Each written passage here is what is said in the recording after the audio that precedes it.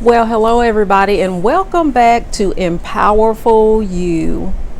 Yeah, I know I've been gone for a minute, but you know how life happens and you get busy and different things happen and you just y'all I've been through some y'all. Y'all just don't know. Y'all just don't know. It has been a real trial. We had a season of some hard trials that came upon us over the last few months. It has been rather difficult. And then with the supposed COVID crisis that has been going on, I caught it and gave it to my daughter. And it was trying. It wasn't bad. It was really like a bad case of the flu, but I still didn't want it. But it just so happened it did happen to me, and that put me like in a bit of a setback. And as you can see, my locks are growing out. They're coming in good. It's been a year now, so it's been a year for me on my lock journey. I'm happy about it and everything. And shout out to my girl, my classmate, my lifelong friend, Sharon Richardson Davis, for starting me on my journey. And I'm so thankful and grateful to her. And every time I talk about my lock journey, I have to give her a shout out because she's one of the best locticians in Alabama and the Southeast. Yeah, she's located over in Huffman. So if you want to get your locks done, check her out. I'll put her information at the bottom of my vid. So today, let's get into what we're going to talk about today. This has been my biggest trial over the last, say, year. And I don't know if it's been a trial for you, but it has definitely been a trial for me. And that is staying true to my uniqueness. Yeah. Staying true to my own uniqueness. Do you know people hate uniqueness? They hate you being unique. They hate you being yourself. And they damn sure hate it when you're an individual that can think. Do you know that? People always want that cookie cutter type of deal going on. They don't want to respect you as an individual. I have run across this just numerous times in my nursing career, in my church career, in my family and different things like that. People want you to be who they want you to be. They want you to be who they're comfortable with being around, irregardless as to that's you or not. Do what I want you to do to keep me comfortable, because obviously I can't handle the real you. Have any of y'all come across that? I see you nodding. I see you nodding. Because it is so shameful how when we walk into a room that we command that room. All eyes on me, as Tupac say. And when we walk into a room, the whole atmosphere changes. And if you walk into a room and you don't affect any change, you need to check yourself. You know that? Because we are effectors of change. We actually command the atmosphere that we are in. And if you're not changing the atmosphere, then obviously you need to check yourself. And in this last little recent period of time, I left a job that I really and truly enjoyed, and I got a lot of opportunities there. But however, there were some people there that could not stand me in myself. When you're sure of yourself, when you're competent, knowledgeable, mature, professional, and basically you just know your shit. Do you know people don't like that? Because then now you have become a threat. Now you've been put into a place of now you're making them uncomfortable, because now they're no longer a big fish in a little pond.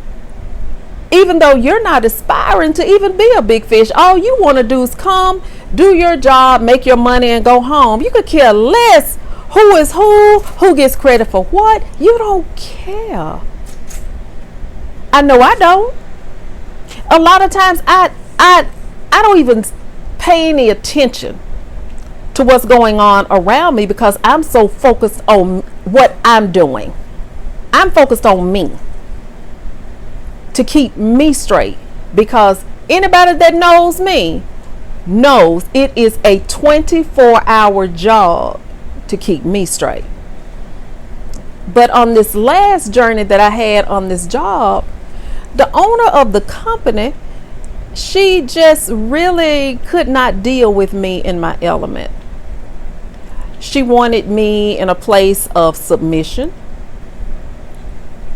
She wanted me in a place of you need me. She didn't appreciate my competence, my wisdom. Didn't even appreciate me as a human being. And when I, rose up to her to let her know, yes, I'm going to address you. I'm not a yes man. I'm not a yes woman.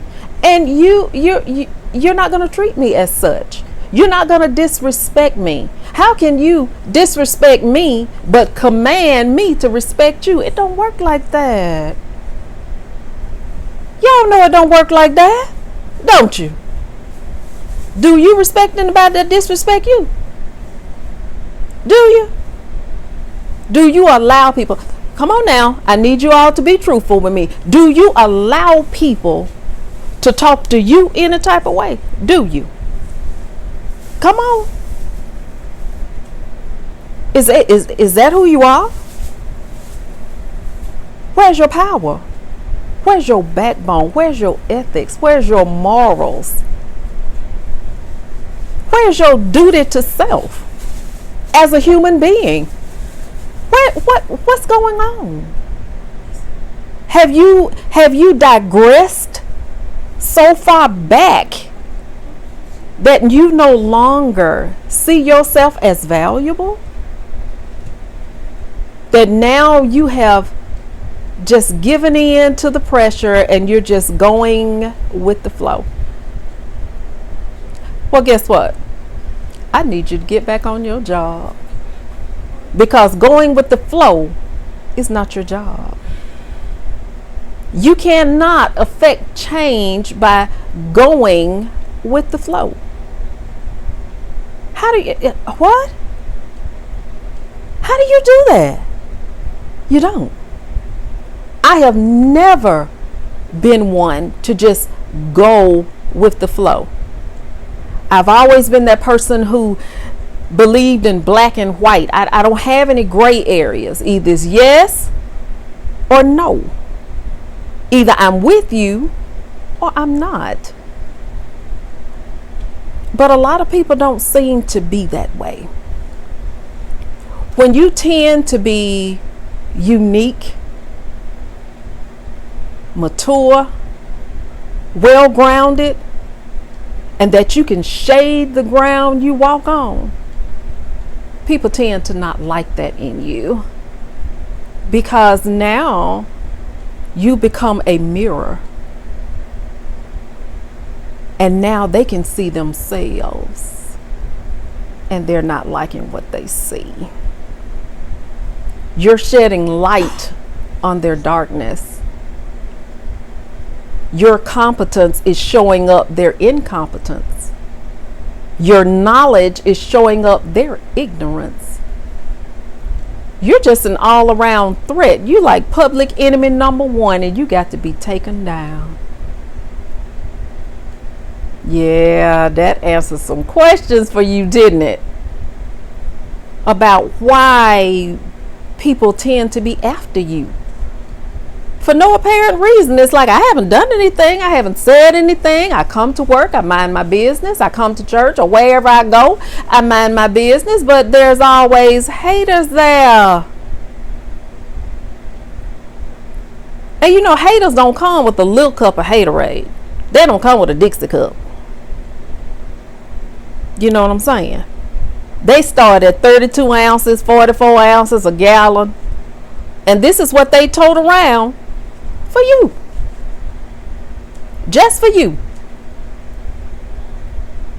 Haterade by the gallon. But these are your unique qualities. These things are unique to you. Everybody has their own skill set.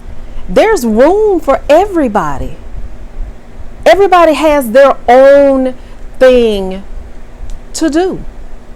Everybody has been assigned a task. However, our tasks are not, they're not going to work well. They're not going to be efficient until we learn to work together. As human beings, we're not supposed to be separate. We're supposed to actually come together and work together. However, there are those of us who don't play well with others. You know, I tend to be one of those that don't play well with others. Especially when you come to me with some foolishness. I have a zero tolerance for foolishness and drama. I just cannot. I cannot do that. You want some foolishness or some drama? Watch some TV. Go see a movie. Turn on Netflix. Go to your auntie house. Because you know we always got some family drama going. Go over grandmama's house. That favorite sister where her house is the meeting place. You can always get your good dose of drama over there. But I'm just saying, stay true to who you are. The scripture says that we are fearfully and wonderfully made. So if you were fearfully and wonderfully made, that means that the Creator took his precious time. He took his time to create you, to give you those certain attributes that you have for the benefit of humanity, and not only for the benefit of humanity, but for this time, for this dispensation that you are actually existing in. You remember the statement about you were born for such a time as this? You're not here by mistake. You're not here by hapstance. And you're not who you are by mistake and or hapstance. Do you know some of the greatest people in the world have been misunderstood? Did you know that? Did you not know that Einstein, one of the greatest scientists in the world, do you not know they thought he was mentally retarded? Did you know that? And a lot of great people have personality flaws. They have quirks. Me, I have my quirks. But I don't take that upon myself. I don't take my quirks upon myself to use against other people. If I am insecure in a situation, I need to work that out within myself. I can't use that as a weapon, my insecurity as a weapon against somebody else to come to the solution of my own problem. That struck a note, didn't it? I can't use my flaws as a whooping stick for everybody around me to make myself feel better when I'm the problem all along. I got to stay true to myself. I got to be 100 with me all the time. But guess what? A lot of people can't be 100 with themselves. Because if they start being 100 with themselves, they're going to come up with a list of flaws that they don't recognize, don't want to recognize, don't want to know, and don't want to hear about. That's not me. I don't have that ain't me. I'm alright. I'm good. It's you. You the one I got the problem. You need to work on yourself. You need to fix that. Have you come across those people? Have you come across those people that's tore up from the floor up and want you to be tore up from the floor up too? They laying flat in the floor and mad at you because you trying to help them up off the floor. You've met them before. You met those people before. But in being true to yourself, are you going to compromise yourself and get down on that dirty floor and wallow on that dirty floor? Well, you don't know what's been on that floor, on that ground. Ooh, I ain't able. In all actuality, my feet are made for the ground and for the floor. That's what my feet are for. That's why it's called ground. To keep me grounded. To keep me standing. So why would I take it upon myself to get off my feet, off balance, off kilter, to be on the ground, on the floor, wallowing around with someone that's in denial and has no direction, no type of candor, no type of truth. They're just existing. They're not living. They're just existing. And it's so sad to be in this time and in this place on this planet that's going through the greatest transition it has ever seen since the beginning of time. And you're not living, just existing. And most people have no idea what it is to live. They have absolutely no idea what it is to actually, really and truly live. Living has nothing to do with what you own. Living has nothing to do with where you live. Living has nothing to do with what you drive or where you work, what you wear, that Brahmin you got throwed across your wrist, those 9 gemstone bracelets you got going up both arms for all of your different quirks and what you believe in the universe for. Yeah, I said it. Because I mean, that takes me places when I see people with an arm with an armload of bracelets, and I'm like, good night, you gonna get the universe a migraine. Do you really know what you want? I got a pink one for love. I got a green one for money. I got this purple one right here for peace of mind. I got a chakra one. Your chakras are toe up.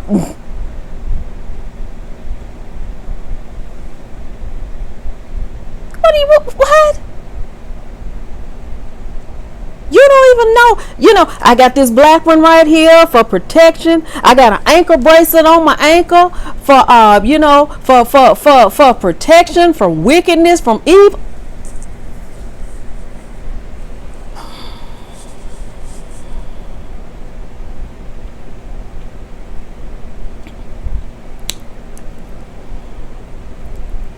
And when you go home and you take all that junk off to take your shower, you still toe up.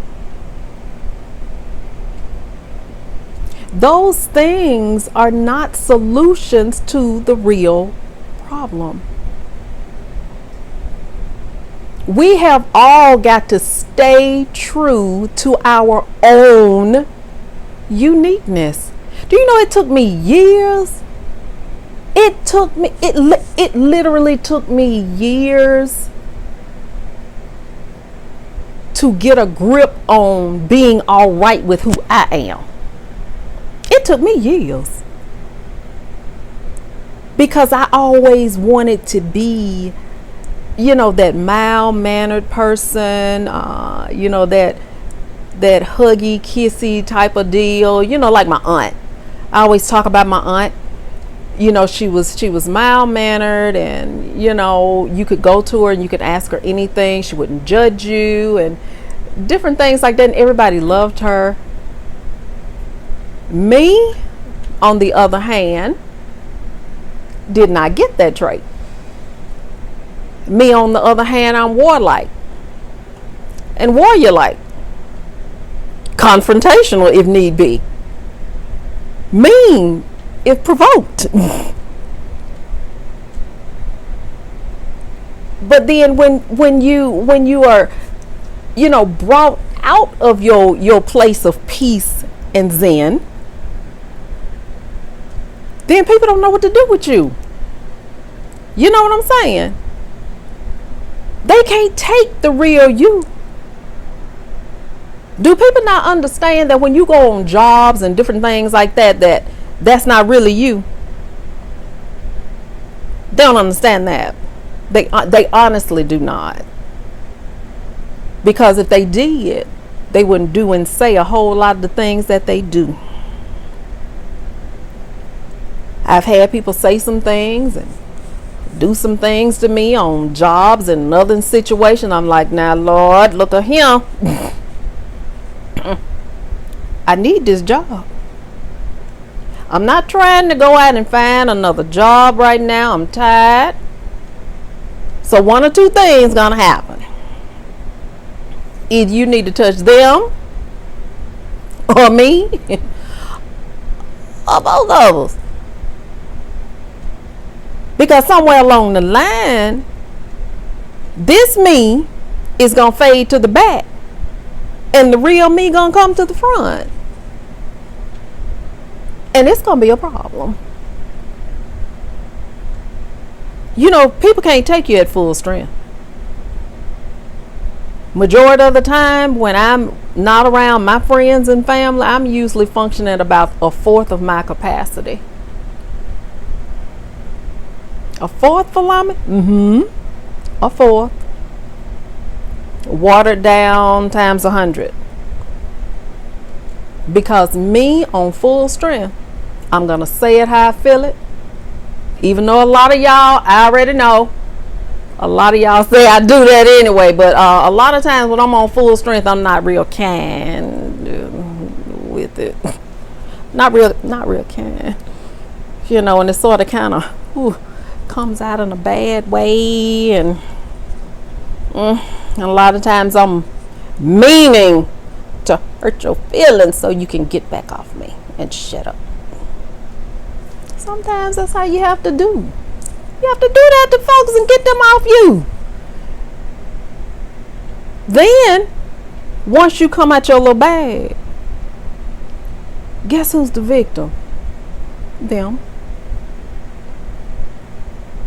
But you wanted to see me, right? You didn't you?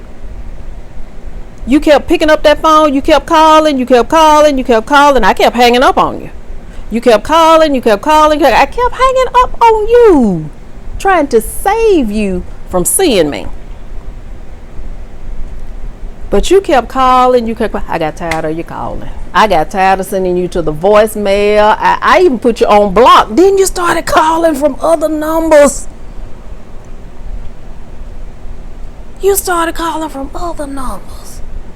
Private caller, 1-800 number, spam. You just kept calling. So, I'm sorry. I just had to give you what you was calling for. And I have been in that situation so many times. And it's not my fault. It's not my fault that I'm who I am, and it's not your fault that you are who you are. You got to be honest with yourself. Don't hate yourself for your flaws. Don't be like me and hate yourself for your personality quirks, for your bad traits. Sometimes we have to pull those bad traits out of bag. We have those for a reason. You know that. It's not the fact that they don't serve a purpose, but it's a time, a reason, and a season to use them. And over time, we have to learn how to pull those alternative weapons out and use them. And most times, I have the tendency to use mine when I have no other alternative. I've exhausted every sensible reason to deal with a person. I try to avoid conflict. I try to, stay out of people's way that I know that my presence rubs them wrong. I know this. Not crazy. And if I'm trying to stay out of your way, but you keep coming up in mine, sooner or later, there's going to be a collision. Sooner or later, that problem is going to come to the forefront. That thing is going to come to a head, and then there's going to be a...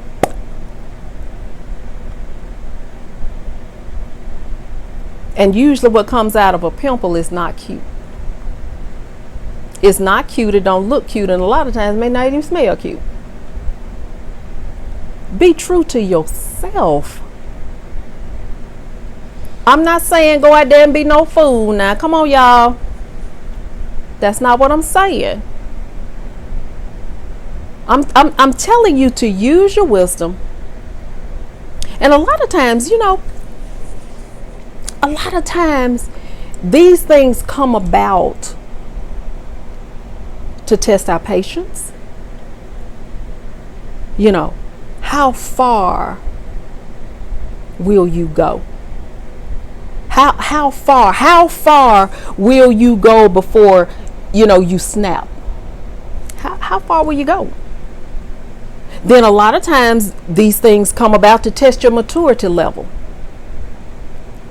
Because there's a lot of things I did in my 20s and 30s that, just 0 to 100. But now I sort of kind of like, sit back like, yeah, okay, that's not really important. Water off a duck, water off a duck, water off a duck. But then other times, in certain situations and in certain seasons, you have to go around and pull them hatchets up out the ground. And sometimes we get in a place where we have to defend ourselves. Because a lot of times, some people will take your kindness for weakness. They take your silence as a yes. They take your silence as an agreement to their bad treatment of you.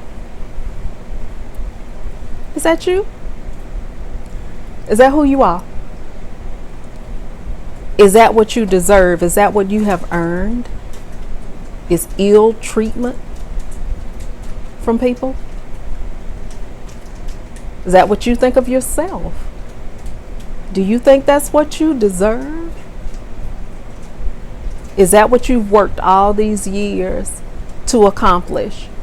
Is ill treatment from other people? Come on now. You're a light worker. You are an effector of change. These things are going to happen. I'm so sorry to let you know, but these things are going to happen.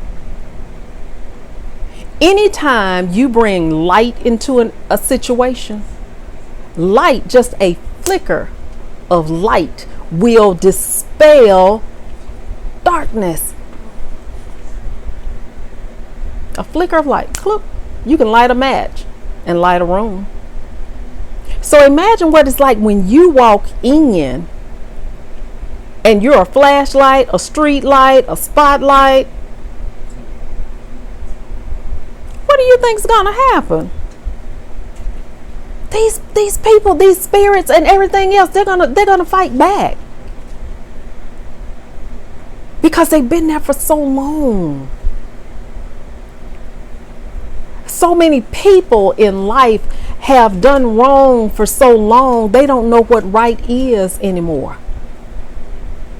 The scripture calls that reprobateness. It's a sort of perversion. Whereas, well, I've done it like this all along. I've been able to get away with this all this time. So why don't you fall in line with what I've been doing? Why don't you allow me to get away with my bad behavior? Because I'm the change. I'm not here to keep going along with the dysfunction. That's not my job. In all actuality, hey, we can call ourselves the cleanup woman, the cleanup man, the janitor, the custodian, the housekeeper, what you want to call yourself. It's our job to take out the trash. Isn't that what they do? And that's our job, to take out the trash. We are surrounded, oh my God, we are surrounded by so much trash. Did you know that? And there's so many people who are hoarders. They got trash stacked up to the ceiling in their house. And you just got little pieces of stuff just scattered on the floor, but they want to come over your house and tell you how trashy your house is. Uh-oh. Did I say that? Yeah, I think I did. You know the ones. Always got their finger pointed at you. And you. And you. Well, whose fault is it? You. Where are you? Everything that happens, you. Never me. You.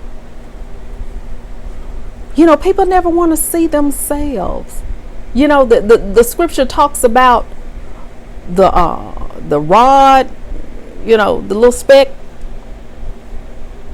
and the beam. How you gonna see me? You got a whole plank in your eyeball and you trying to get a speck out of mine. You got to be true to yourself. You have got to stand for your own uniqueness. You have got to love yourself. The good, the bad, and the ugly. You know how long it took me to do that? It took me years. It took me years to love the good, the bad, and the ugly of myself. It took me years to come to grips with my past, my relationship with my own mother.